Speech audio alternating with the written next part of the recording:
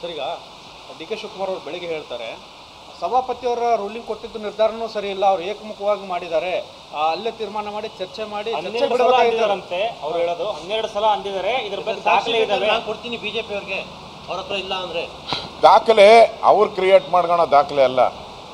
D K Shivakumar and company ದಾಖಲೆಗಳನ್ನು ಯಾರೂ ಕೇಳಲ್ಲ ಕೋರ್ಟಲ್ಲಿ. ಕೋರ್ಟಲ್ಲಿ ಕೇಳೋದು ವಿಧಾನ ಪರಿಷತ್ತಲ್ಲಿರುವಂಥ CCTV ಕ್ಯಾಮ್ರಾಗಳಲ್ಲಿ, ಇದರಲ್ಲಿರುವಂಥದ್ದು ರೆಕಾರ್ಡಲ್ಲಿ, ಅಲ್ಲಿ ಸ್ಟೆನೋಗಳಿರ್ತಾರಲ್ಲ, 10 ಜನ ಸ್ಟೆನೋಗಳಿರ್ತಾರೆ, ಅವ್ರೇನು ಬರೆದಿದ್ದಾರೆ ಅದನ್ನು ರೆಕಾರ್ಡ್ಗೆ ಹೋಗೋದು. ಇವ್ರು ಮಾಡಿರೋ ರೆಕಾರ್ಡ್ ಯಾವುದೂ ಮಾಡಲ್ಲ, ಅಲ್ಲಿ ಮಾಡೋಕ್ಕೆ ಅನುಮತಿನೂ ಇಲ್ಲ.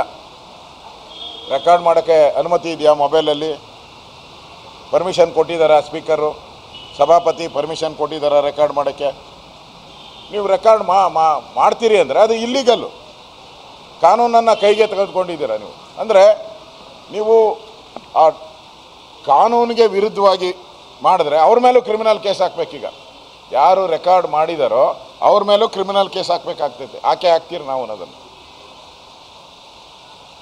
ಅವ್ರಿಗೆ ಬೇಕಾದಂತೆ ಅವ್ರಿಗೆ ಏನೇನು ಬೇಕೋ ಅದನ್ನು ಮಾತ್ರ ಮೀಡಿಯಾದಲ್ಲಿ ಬಿಡೋ ಅಂಥ ಕೆಲಸ ಹಿಂದೆನೂ ಕೂಡ ಶಿವಕುಮಾರ್ ಅವರು ಮಾಡಿದ್ದಾರೆ.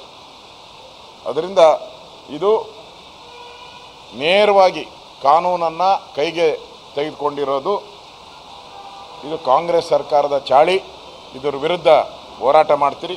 ಈಗಾಗಲೇ ನಾನು ಎಲ್ಲ ನಮ್ಮ MLAಗಳಿಗೂ ನಾನು ಮಾತಾಡಿದ್ದೀನಿ. MLAಗಳನ್ನೂ ಕೂಡ ನಾನು ಬೆಂಗಳೂರಿಗೆ ಕರೆಯೊನಿದ್ದೀನಿ. ಇದು ದೊಡ್ಡ ಹೋರಾಟವನ್ನು ಮಾಡ್ತೀರಿ. ಕಾನೂನನ್ನು ದುರುಪಯೋಗ ಮಾಡಿರುವಂಥ ಕಾಂಗ್ರೆಸ್ ವಿರುದ್ಧ ನಾವು ಹೋರಾಟ ಮಾಡ್ತೀವಿ. ಸರ್, ಈಗ